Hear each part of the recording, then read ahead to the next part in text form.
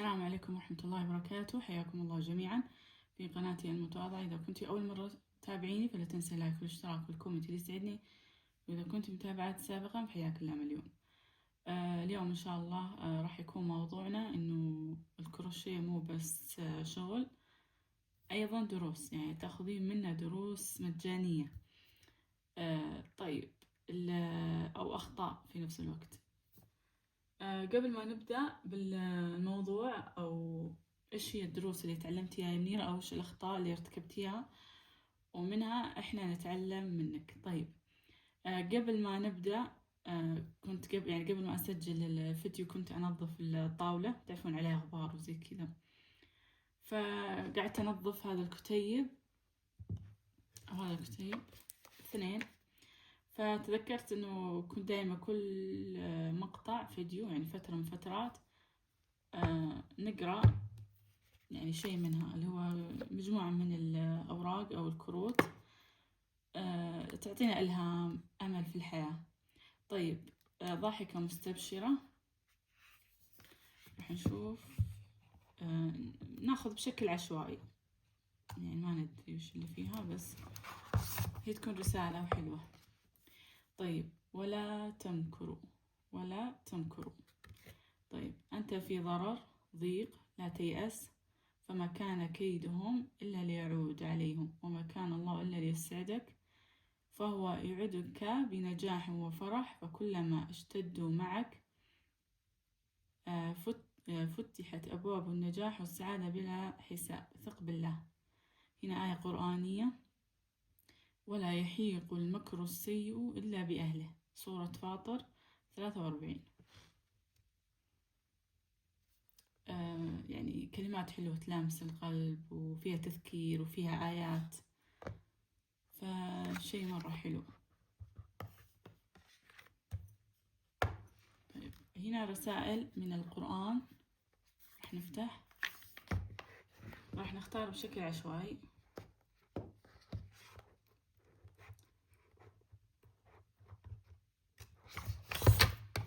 طيب هنا مكتوب رسالة من القرآن. قال الله تعالى: هذا بيان للناس وهدى وموعظة للمتقين. آل عمران 138. إن القرآن بيان ورسالة إلهية، واعلم أنه لن ينتفع بهذا القرآن إلا المتقون، فكن منهم. رسالة مني لكم أولا وآخرا، ما تهجرون القرآن. حاولوا يعني كل صلاة أو كل فريضة اقروا صفحة صفحتين، يعني اللي تقدرون عليه، بحيث يعني خلال شهر تقدرون تختمون القرآن، يعني ختمة.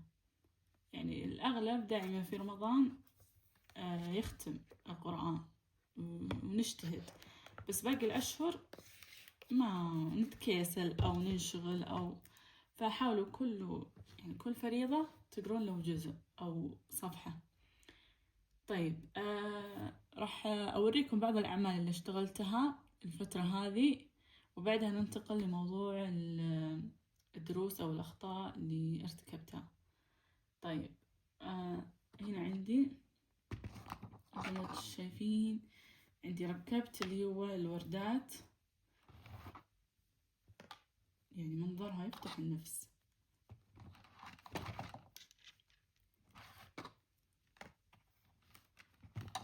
خلينا نطلع الأعمال اللي اشتغلتها عشان أوريكم.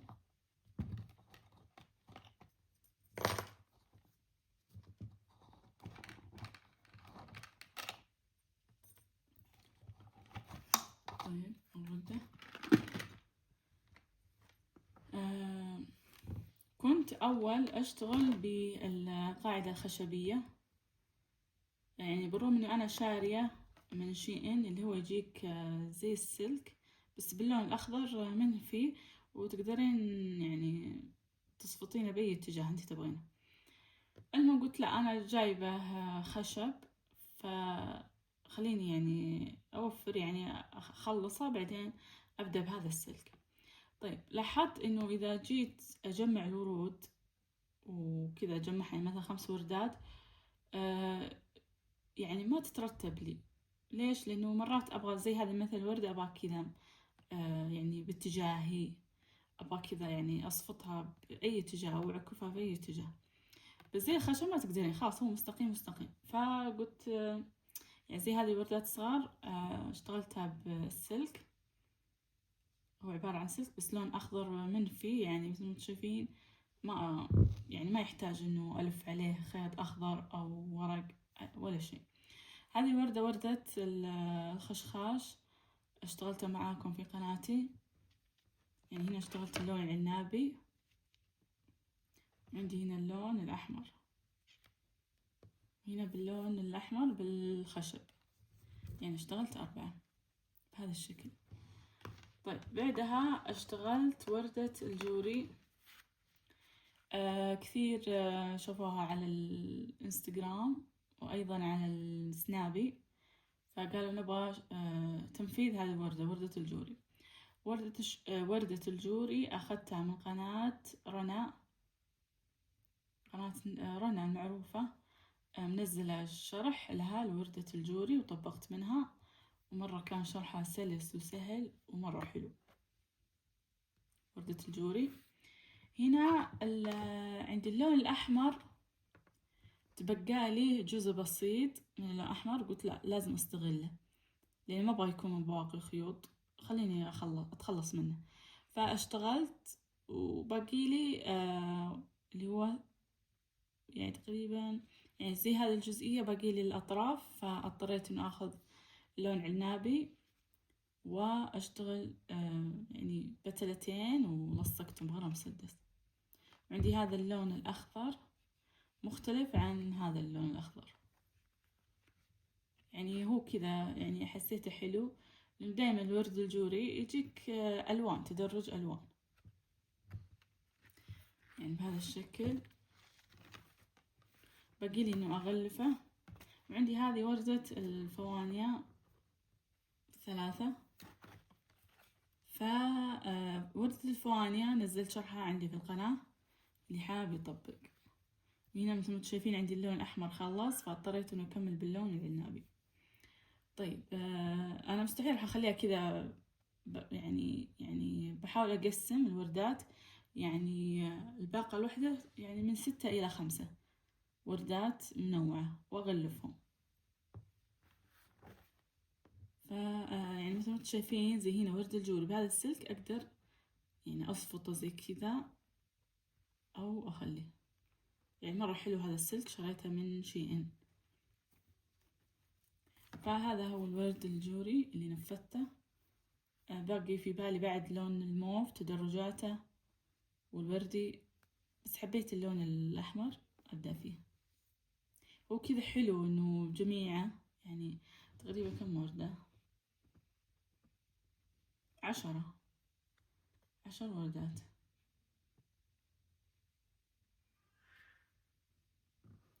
طيب نخلي الوردات هنا على جنب.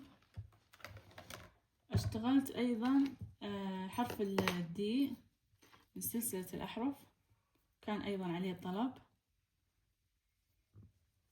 هذا الشكل مرة حلو وفخم وجميل جدا، نزلت شرحه عندي في القناة. هذا شكله من الخلف. طيب بعده يعني حبيت انه ارجع اشتغل ميداليات، بس تكون ميداليات فواكه، فاشتغلت الموزة. هذه الموزة تقريبا في يوم ونص خلصتها، مرة حلوة ونزلت شرحها في القناة، يعني باقي لي انه اركب عليها ميدالية لانه حجمها حلو، سنة رقم 2. عندي بعد حبيت اشتغل الليمونات، لانه الاغلب بيحب يعني يقتني ميداليات تكون زي كذا فواكه. يعني باقي ان شاء الله عندي الفراولة ودي اشتغله، عندي المانجا، يعني المانجا والفراولة والموز والليمون كله نزلت شرحها في القناة، اللي حاب يطبق. وغير كذا سهلة، يعني هذه الحبتين اشتغلتها في يوم، باقي لي اركب عليها ميداليات. طيب الخطأ اللي ارتكبته، اول الاخطاء اللي ارتكبتها دائما يعني عندي هنا شوفوا القبوع مرة حلو وجميل، قبوع شتوي بلون بيج وبني. طيب جاني طلب دائما أنا أحب أستقبل طلبات عن طريق اللي هو رقم الواتساب الأعمال، أو عن طريق الدايركت على حساب الإنستغرام. فقط هذا الحسابين.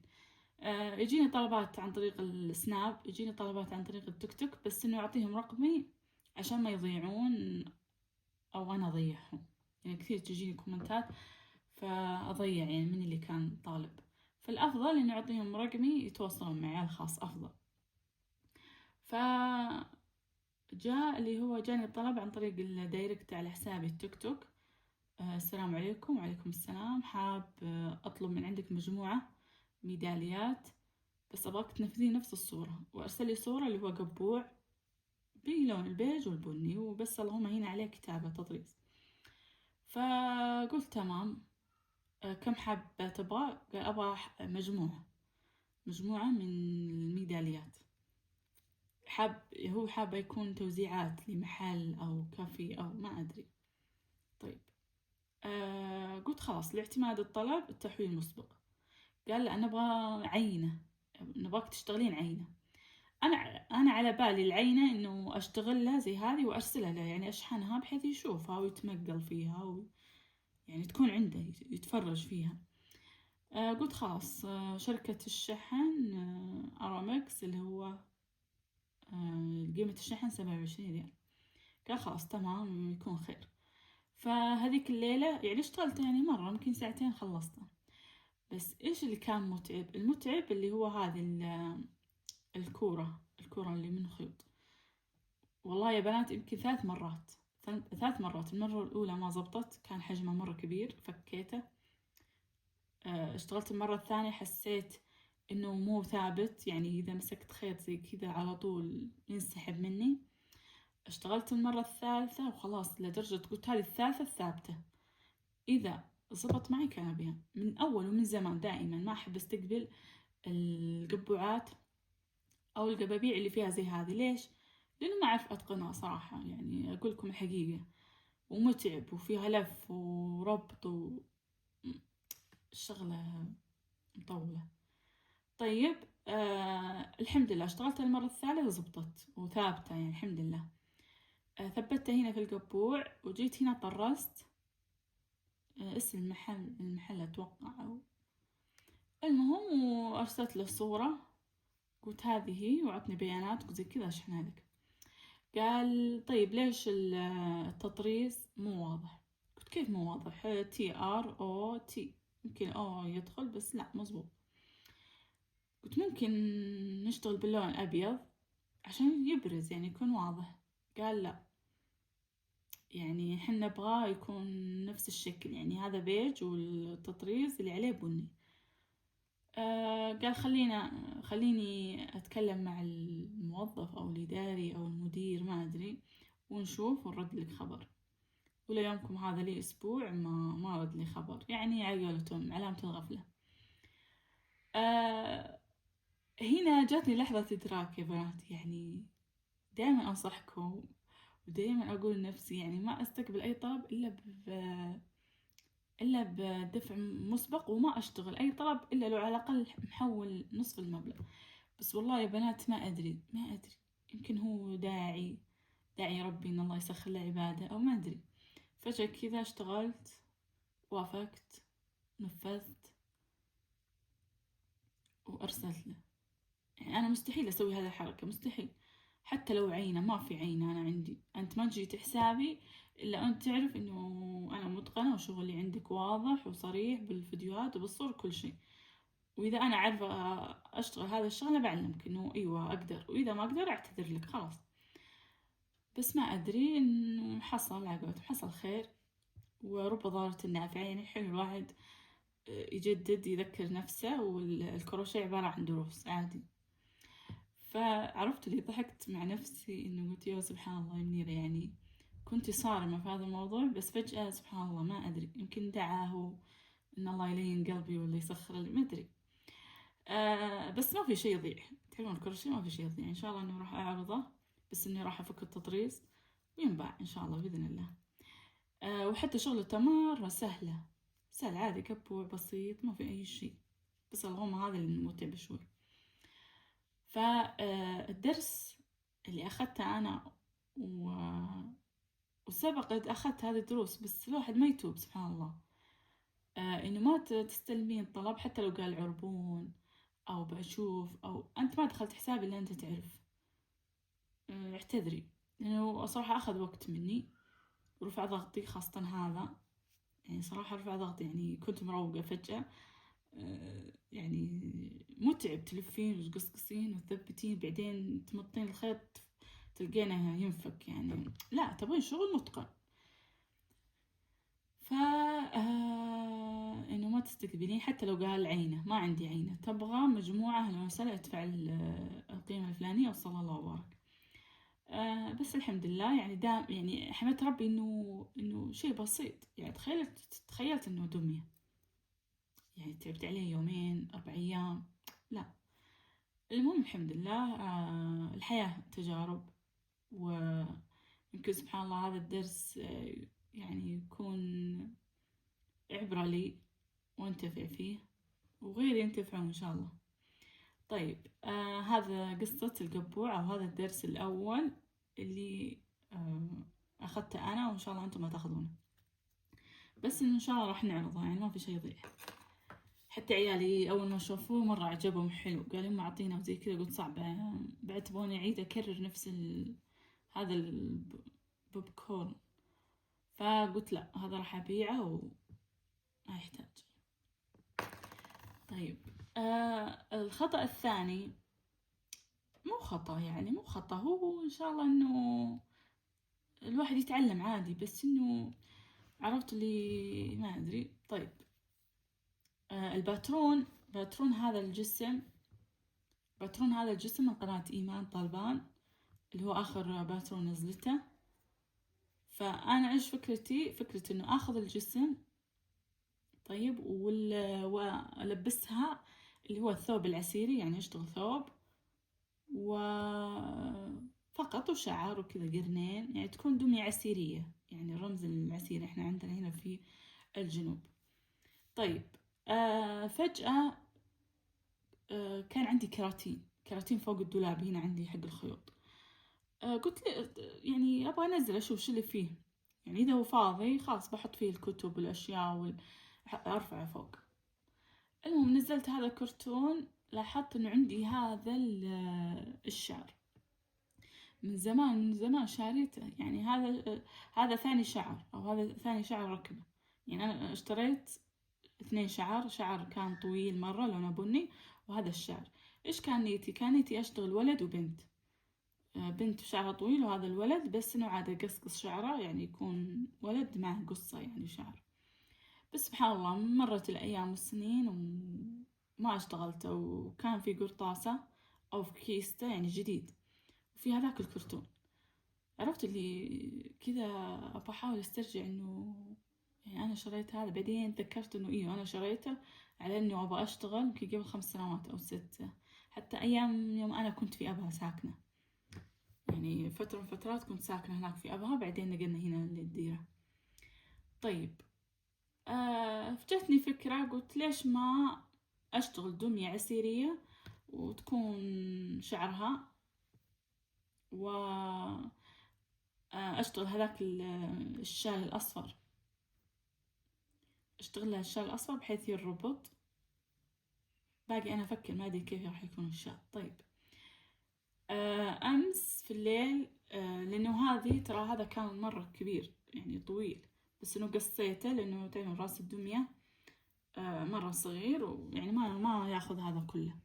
فبديت من هنا من تحت، حتى يمكن تلاحظون إنه الجبهة صغيرة، حتى يمكن راح أفك الحواجب وأنزلها شوي يعني.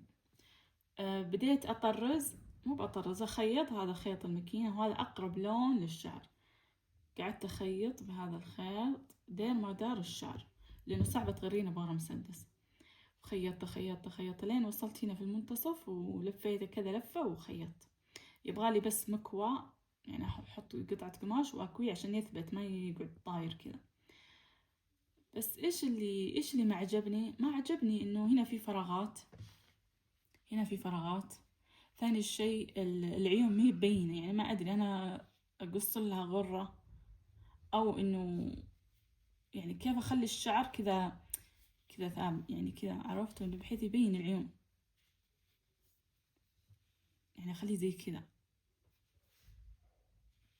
أو إنه أخذها بالمكوى عشان يثبت.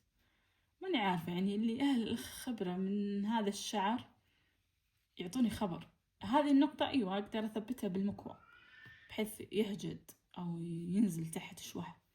بس زي القصة، يعني شوفوا لو خليه كذا طار الشعر على العيون، أنا لا، ما أبغى يطير. أو إني أسوي ضفيرة، أو إني أسوي كذا يعني كأنها قرنين كذا أربطها. تصدقون فكرة حلوة، كذا أمسك شعرها وأسوي لها زي كذا قرنين، بس إنه أربطها يعني بدون ضفيرة، يعني ربطات حقت بناتي. إيش رأيكم؟ بحيث أسوي لها الوشاح اللون أصفر، أو هذاك اللي ما أدري، في أفكار في بالي بس إلى الآن. الثوب خلاص إحنا متفقين عليه، راح أشتغل عليه.